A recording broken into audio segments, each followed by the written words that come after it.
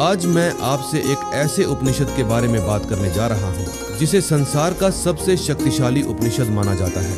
आश्चर्य की बात यह है कि यह उपनिषद सबसे छोटा भी है। इस उपनिषद का नाम है मांडुक्य उपनिषद। इसके बारे में एक बहुत प्रसिद्ध कथा कही जाती है। एक बार श्री हनुमान जी ने भगवान श्री रामचंद्र से पूछा, प्रभु, मोक्ष प्राप्त करने का सबसे सरल मार्ग क्या है? तब भगवान श्री रामचंद्र ने कहा, हनुमान, यदि कोई व्यक्ति मांडुक्य उपनिषद को समझ ले तो वही मोक्ष प्राप्त करने के लिए पर्याप्त है। यह बहुत छोटा उपनिषद है जिसमें केवल 12 मंत्र हैं। यदि इन 12 मंत्रों के वास्तविक अर्थ को समझ लिया जाए तो आत्मज्ञान और मोक्ष का मार्ग स्पष्ट हो जाता है। और यदि कोई इसे समझने में असमर्थ हो तो अन्य उपनिषद, ब्रह्म सूत्र और भगवद गीता जैसे अनेक ग्रंथ भी हैं जो मनुष्य को उसी सत्य की ओर ले जाते हैं। आज मैं इसी छोटे लेकिन अत्यंत गहन और शक्तिशाली मांडुक्य उपनिषद के बारे में आपसे चर्चा करूंगा। मेरा प्रयास रहेगा कि इसे बहुत सरल और स्पष्ट भाषा में समझाया जाए ताकि हम सब इसके गहरे अर्थ को आसानी से समझ सकें।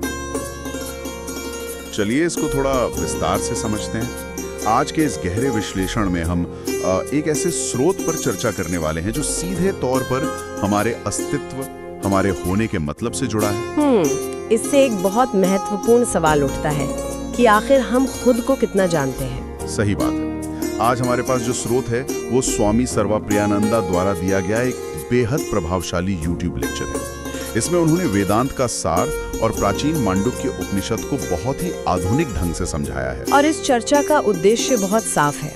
हम इस प्राचीन ज्ञान में छुपी उन सबसे अहम बातों को बाहर लाना चाहते हैं ताकि एक आम इंसान ये समझ सके कि उसके एग्जिस्टेंस का असली मतलब क्या है। बिल्कुल।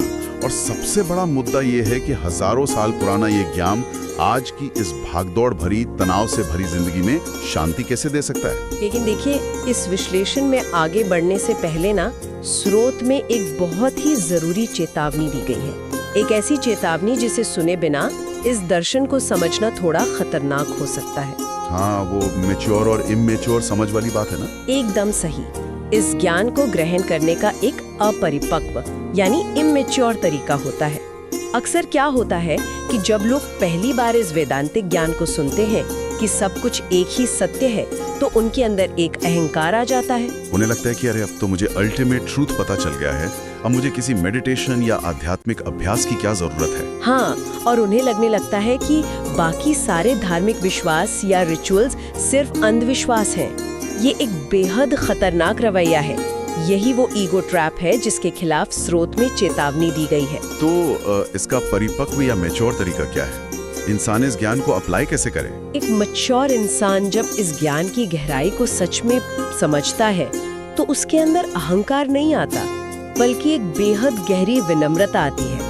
वो दूसरे धर्मों और स्पिरिचुअल प्रैक्टिसेस का आदर करना सीखता है। मतलब ये ज्ञान किसी भी धार्मिक मान्यता को खत्म नहीं करता, बल्कि उन्हें एक मजबूत और तार्किक आधार देता है। एक मैच्योर समझ ये मानती है कि जब तक इंसान का दिमाग पूरी तरह शांत नहीं होता तब तक ये अलग अलग प्रैक्टिसेस माइंड को तैयार करने के लिए बेहद जरूरी हैं। सही कहा। तो चलिए इस मैच्योर लेंस के साथ सीधे उस बुनियादी विश्लेषण पर आते हैं जो मांडुक्य उपनिषद सिखाता है। स्रोत के अनुसार इंसान को अपनी असली सच्चाई जानने के लिए कहीं हिमालय पर जाने की जरूरत नहीं है। बिल्कुल नहीं। उसे सिर्फ अपने खुद के आत्मन यानी सेल्फ के 4 पहलुओं का विश्लेषण करना होता है। और इसमें से पहले 3 पहलू तो ऐसे हैं जिन्हें दुनिया का हर एक इंसान हर रोज जीता है। अगर हम इसे आम जिंदगी के मनोविज्ञान से जोड़ें तो पहला पहलू है जागृत स्थिति, जिसे द वेकर कहा गया है। हाँ, ये हमारी ग्रॉस या भौतिक स्थिति है। अगर इसे आधुनिक मनोविज्ञान से जोड़ें तो ये वही स्थिति है जिसमें अभी हम सब हैं। जैसे सुबह उठना, ऑफिस जाने की जल्दी, ट्रैफिक का गुस्सा और अगले महीने की EMI पे करने का स्ट्रेस, रिश्तों की उलझने, ये सब हमारी जागृत स्थिति का हिस्सा है। और पता है, इस स्थिति में ये सारी परेशानियां ना बिल्कुल 100% सच्ची लगती है।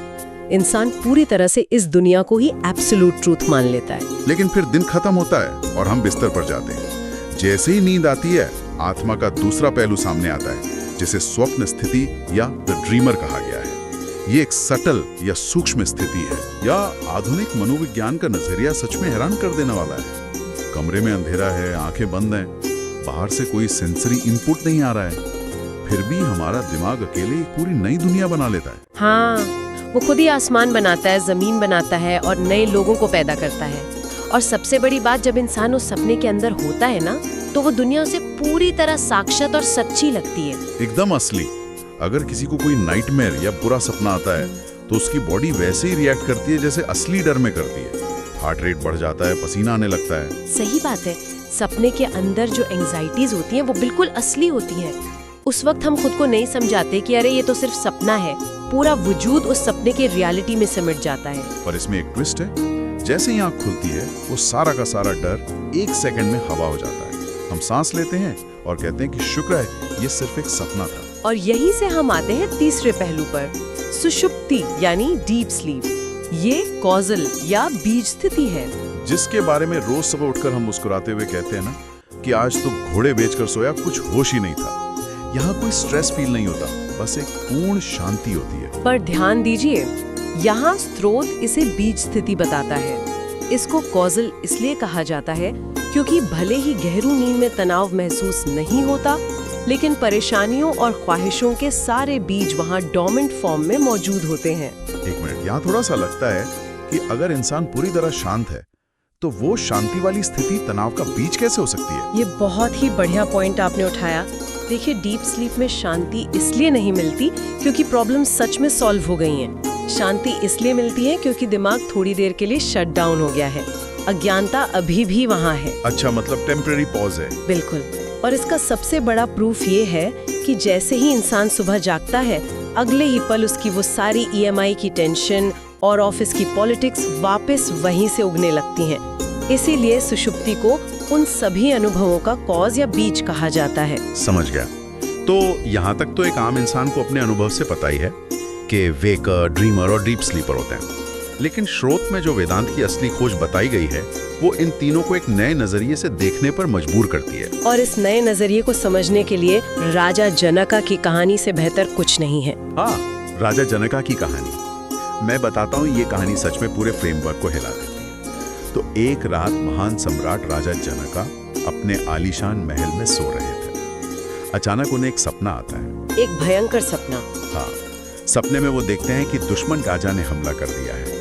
युद्ध छिड़ जाता है और जनक अपना सब कुछ हार जाते हैं। राजपथ, सेना, महल सब खत्म। दुश्मन उन्हें देश निकाला दे देता है। कल तक जो सम्राट था वो अब फटे हुए कपड़ों में जंगल में घूम रहा है और भूख प्यास से तड़प रहा है। चलते चलते वो दूसरे राज्य में पहुंचते हैं जहां गरीबों को खाना बंट रहा था। भूख से बेहाल जनका लाइन में लगते हैं, पर उनकी बारी आने तक खाना खत्म हो जाता है। बांटने वाला इंसान उन्हें मिट्टी के प्याले में बचा कुचा खाना दे देता है। सपने में वो मिट्टी का प्याला उनके लिए किसी खजाने से कम नहीं था, एकदम।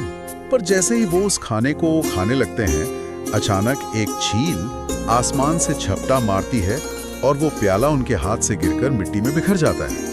उस आखिरी उम्मीद के टूटने पर राजा जनका डर और दुख से जोर से चिल्लाते हैं और उसी चीख के साथ उनकी नींद खुल जाती है। आंख खुलते ही वो देखते हैं कि वो मिट्टी में नहीं बल्कि अपने शाही महल में रेशमी बिस्तर पर पसीने से लथपथ बैठे हैं। उनका पूरा राजपाट बिल्कुल सलामत है।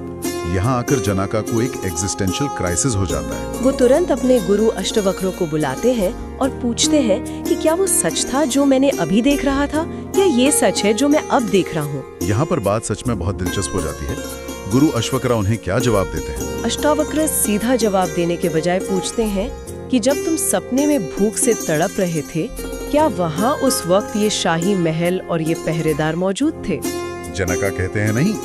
फिर अष्टावक्र पूछते हैं कि अब जब तुम इस महल में बैठे हो तो क्या वो दुश्मन राजा और वो डर यहाँ मौजूद है? और जनका कहते हैं कि नहीं, वो भी यहाँ नहीं है। तब अष्टावक्र समझाते हैं कि ना तो वो सपना पूरी तरह सच था और न ही ये जागृत अवस्था पूरी तरह सच है। जो चीज आती है और चली जाती है वो एब्सोल्यूट रियलिटी नहीं हो सकती। लेकिन दोनों झूठ कैसे हो सकते हैं? जागृत दुनिया तो हमें पूरी तरह सच्ची लगती है ना। यहाँ अष्टावक्र एक और सवाल पूछते हैं। वो पूछते हैं कि जब सपना चल रहा था तो उस दुख को देखने वाला वहाँ मौजूद था, और अब जब तुम जाग रहे हो तो इस महल को देखने वाला यहाँ है। और जनका कहते हैं कि हाँ, मैं तब भी था और मैं अब भी हूँ। और यही वेदांता की सबसे बड़ी खोज है। वेकर, ड्रीमर और डीप स्लीपर, ये तीनों सिर्फ भासमान आत्माएं हैं, यानी अपैरेंट सेल्व्स। इन्हें हम कॉस्ट्यूम समझ सकते हैं जो आते जाते रहते हैं। नींद आती है तो वेकर का कॉस्ट्यूम उतर जाता है और ड्रीमर का कॉस्ट्यूम पहन लिया जाता है। बिल्कुल। लेकिन इन सब के पीछे वो कौन है जो इन कॉस्ट्यूम्स को पहनता है? वो द एक्सपीरियंसर, वो देखने वाला हमेशा स्थिर रहता है। वही द रियल सेल्फ है, वही असली आत्मन है। इसका मतलब हम खुद को वेकर या ड्रीमर मानकर गलती कर रहे हैं, जबकि हम इन तीनों के बैकग्राउंड में मौजूद वो एक्सपीरियंसर हैं। इसे और आसान भाषा में समझने के लिए स्रोत में एक बहुत खूबसूरत प्रकाश यानी लाइट का उदाहरण दिया गया है। वे पैमाने पर देखें तो ये उदाहरण सब कुछ साफ कर देता है। सूरज की रोशनी की कल्पना कीजिए। जब रोशनी गंगा जल पर गिरती है तब वो उसे उजागर करती है, पर खुद पवित्र रहती है। अब अगर वही रोशनी किसी कीचड़ या कूड़े के ढेर पर गिरे तो क्या रोशनी गंदी हो जाती है? नहीं, रोशनी में से तो बदबू नहीं आती। और अगर शराब पर गिरे तो भी